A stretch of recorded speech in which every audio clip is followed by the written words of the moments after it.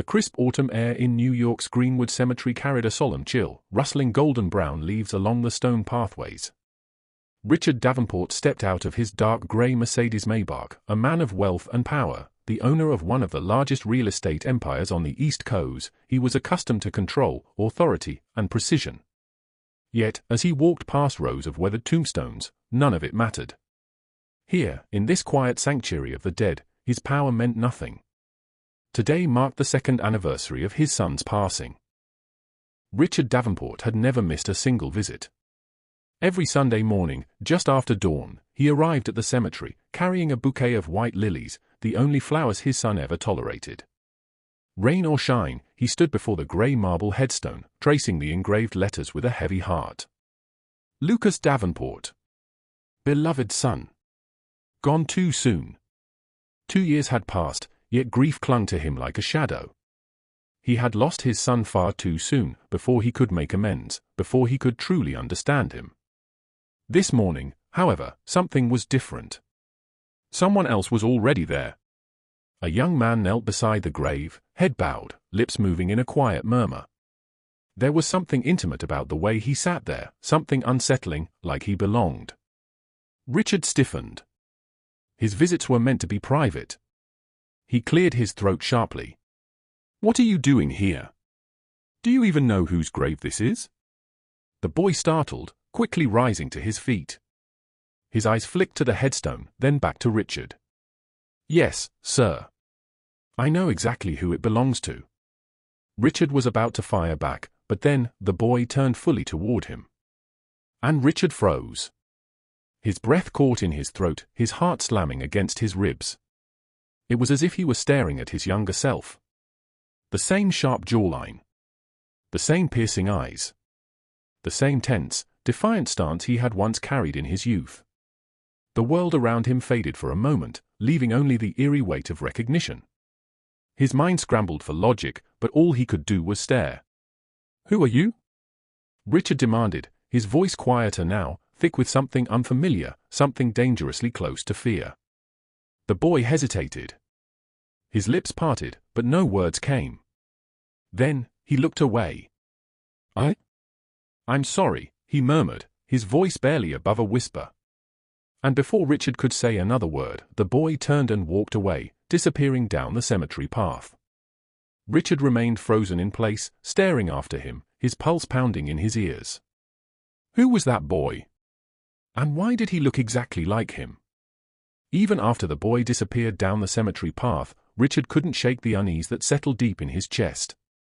Days passed, but the encounter gnawed at him, refusing to fade into the background of his thoughts.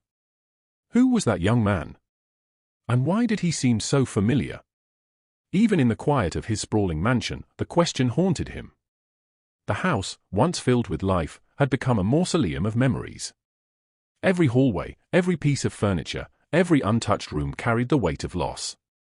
His son's absence echoed in the stillness, a silent reminder of the greatest failure of his life. Richard had spent decades building his empire, amassing a fortune that most could only dream of. He had made powerful allies, crushed competitors, and secured his family's name among the elite. But none of it mattered. Not anymore. Because no amount of wealth could bring back the one thing he had lost. And now, there was this boy. A stranger who looked too much like him. Too much like his son. The restless need for answers grew unbearable. He couldn't leave it alone. So, he started making calls. He reached out to people from his son's past, old friends, business associates, even a few private investigators he had worked with before. It didn't take long for a lead to emerge. The young man's name surfaced, along with a truth Richard had never seen coming. He was connected to his son. The boy's mother was a woman Richard barely remembered, someone from years ago, from a world he had dismissed as insignificant. She had been young, from a modest background, nothing like the kind of woman he had envisioned for his son. Back then, when he had first heard whispers of their relationship, he had disregarded it as a fleeting distraction, and warned his son not to be involved with a lady of such class. But what Richard hadn't known, what no one had told him, was that the relationship had left behind more than just memories. It had left behind the son. Richard gripped the edge of his desk, his fingers tightening as the truth settled in. The boy at the graveyard. He wasn't just some stranger mourning at his son's resting place. He was blood. His grandson. And his son had kept it a secret from him all these years. A storm of emotion swirled within him: shock, betrayal, regret. But beneath it all, one question burned brighter than the rest. Why had his son hidden this from him? Richard stood outside the modest home, staring at the door as if it were a gateway to the past he had never acknowledged. The house was small, unremarkable, yet it held something more valuable than all the wealth he had accumulated. A grandson. His fingers curled into a fist before he forced himself to relax.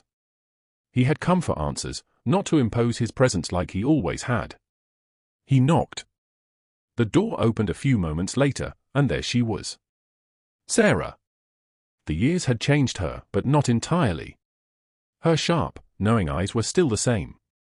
And as soon as she saw him, a flicker of recognition crossed her face, followed by something colder. She didn't ask why he was there. She didn't need to.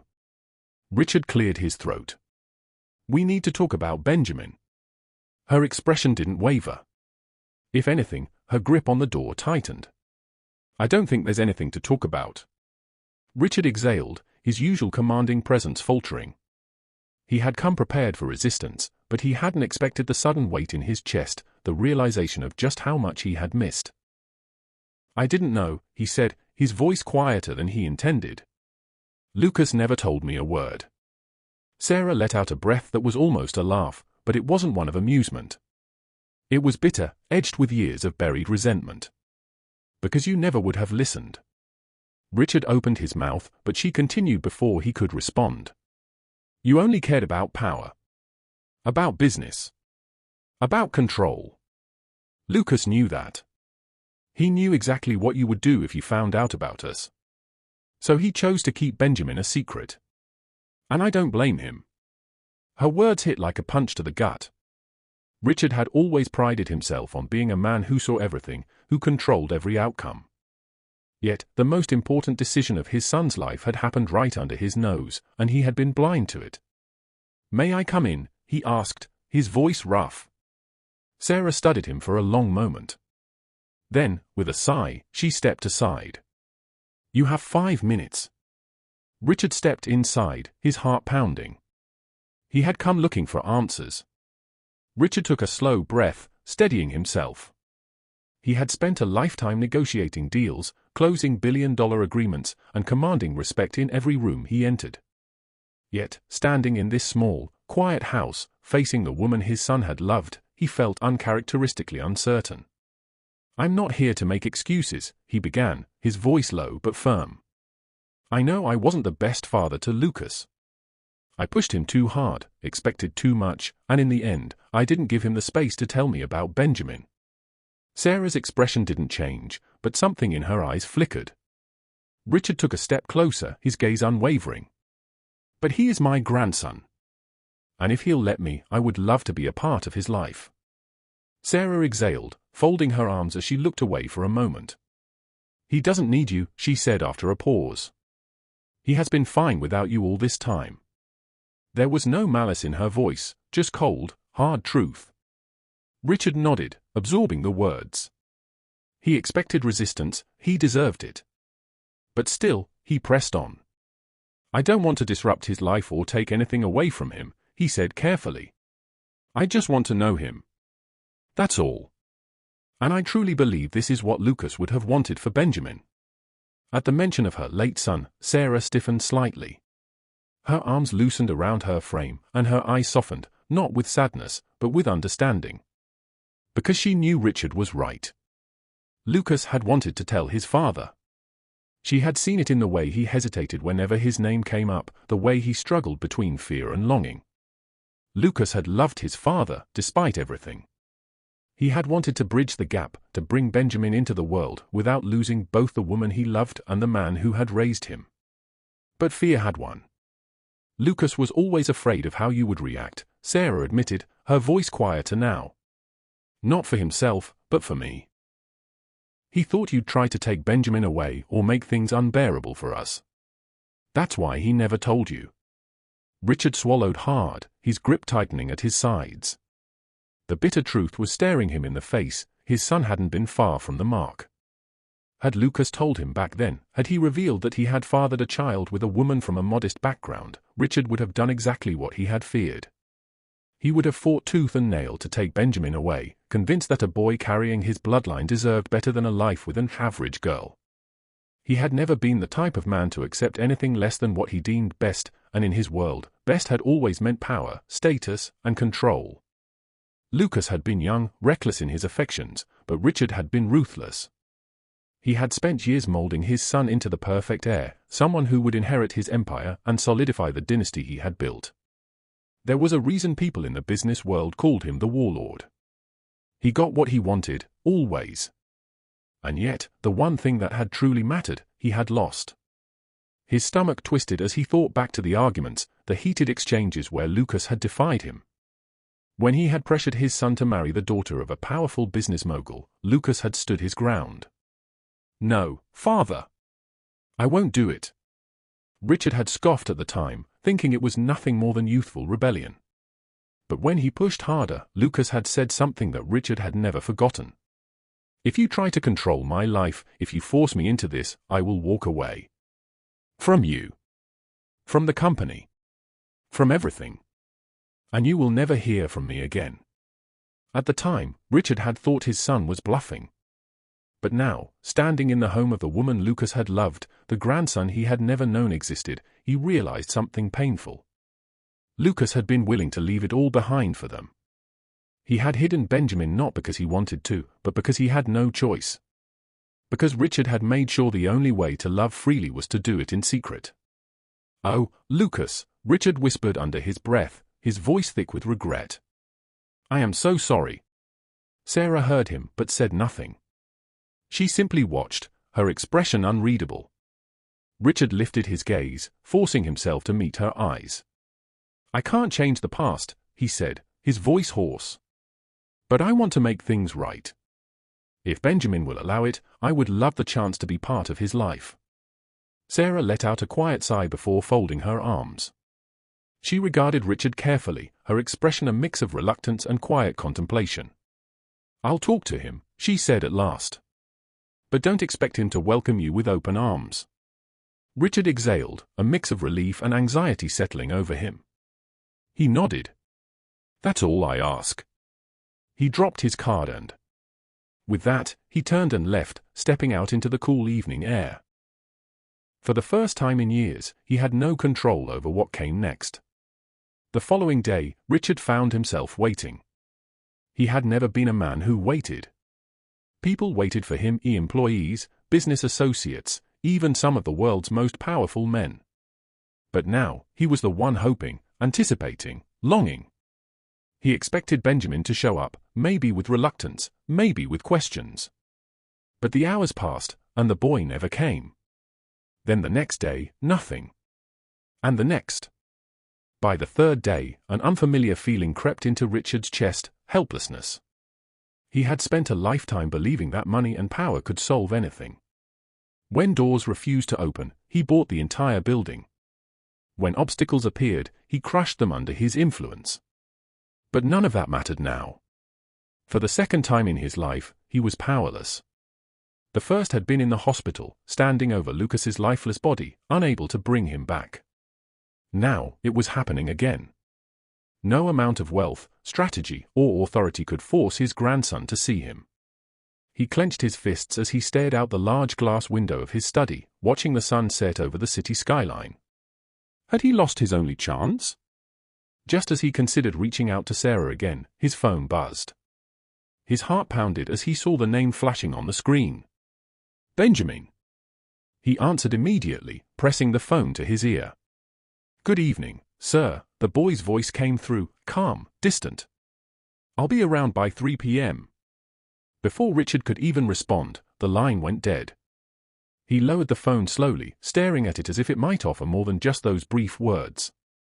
Benjamin was coming. It wasn't a warm invitation. It wasn't forgiveness. But it was a start. And for the first time in days, Richard allowed himself to breathe. The grand estate loomed ahead as Benjamin stepped out of the car. The mansion was nothing short of breathtaking, an architectural masterpiece of glass and steel, standing tall against the horizon. The expansive driveway was lined with towering palm trees, and a grand fountain sat at the center, its water cascading in a rhythmic dance. Everything about the house spoke of wealth and power, from the perfectly manicured lawns to the gleaming marble steps leading to the massive double doors. Benjamin hesitated for a moment before walking up. He had grown up in a simple, modest home, nothing like this. This wasn't his world. The doors opened before he could knock, and there stood Richard, his expression unreadable. "Thank you for coming," Richard said, his voice steady but tinged with relief. "I wasn't sure if you would." Benjamin shrugged, avoiding his gaze. "I didn't come because I wanted to," he said bluntly. "I came because Mom asked me to." Richard felt his heart sink. He had hoped for something more, a willingness, however small. But he knew this wasn't going to be easy. "I understand," he said, keeping his voice calm. "But I'm still glad you're here. I know you don't know me, and I know you probably don't want to. But I'd like to change that. I'd like to get to know you, Benjamin. To be part of your life, if that's something you'd want." For the first time, Benjamin looked up, his eyes burning with a mixture of anger and confusion. "Why now?" he demanded. "Why do you care now, after all this time?" Richard felt the weight of the words hit him like a blow to the chest. How could he explain? How could he justify his absence without sounding like a man full of excuses? "I didn't know," Richard began, his voice quieter now. "I didn't know you existed. If I had?" "And what if you had?" Benjamin cut in, his voice rising. Richard's throat tightened. He couldn't bring himself to say the truth, that he might have tried to take Benjamin away from his mother, convinced that he could give him a better life. But standing here now, looking at the boy before him, he realized how wrong he had been. He exhaled slowly. "I can't change the past, Benjamin. I can't go back and undo the years I missed. But I'm here now. And if you'll let me, I want to try to make things right." Benjamin held his gaze for a long moment, his expression unreadable. Then, without a word, he turned and walked out the door. Richard remained standing in the empty hallway, the weight of regret pressing down on him. It wasn't the outcome he had hoped for. As Richard lay in bed, staring at the ceiling, his thoughts heavy with regret. He had known that Benjamin wouldn't accept him right away, but the boy's cold rejection had still cut deep. Had he really been that terrible of a father? Lucas had lived an entire life, fallen in love, built a family, and never once had he trusted his own father enough to share that truth. The realization twisted something inside him. Had he been so consumed with his empire that he had failed to see his own son slipping away? But this wasn't the time for regret. Lucas had left behind a mess, and whether Richard liked it or not, it was now his responsibility to fix it. With renewed determination, he reached for his phone and called his private investigator. "I want everything on my grandson. Where he goes, what he likes, the people in his life. I need to know him." By the next morning, the report was on his desk. Benjamin was in his final year of high school, preparing for college. He had excellent grades, was hardworking, and had an undeniable independent streak. His favorite places? A small bookstore downtown, the basketball court near his school, and a community center where he volunteered occasionally. He enjoyed table tennis, music, and had a fascination with cars. Richard studied every detail carefully. If he wanted to build a relationship with Benjamin, he had to start somewhere, on the boy's terms, not his. Later that day, Richard found himself standing at Sarah's doorstep once again. When she opened the door and saw him, surprise flickered across her face. "Richard," she said, unsure why he was back so soon. "May I come in?" After a brief hesitation, she stepped aside and let him in. "What is it this time?" she asked, folding her arms. Richard cleared his throat, glancing around the modest but cozy home. It was nothing like the world he had built, yet it carried warmth, something his own mansion sorely lacked. "I was hoping to see Benjamin," he said. Sarah sighed. "He's here, but I can't promise he'll want to see you." Before she could finish her sentence, Benjamin appeared from the hallway, arms crossed. "Mom, it's fine," he said, his voice neutral. Richard met his gaze. "I'd like to take you to the table tennis court. Maybe we could talk, of course, only if you're okay with it." His voice carried an uncertainty he wasn't used to. Benjamin studied him for a long moment before finally saying, "Only if you can actually play." A slow smile tugged at Richard's lips, and he nodded. "I'll do my best." Sarah watched as the two walked out together. She felt a tightness in her chest, not from trust, but from a fragile hope.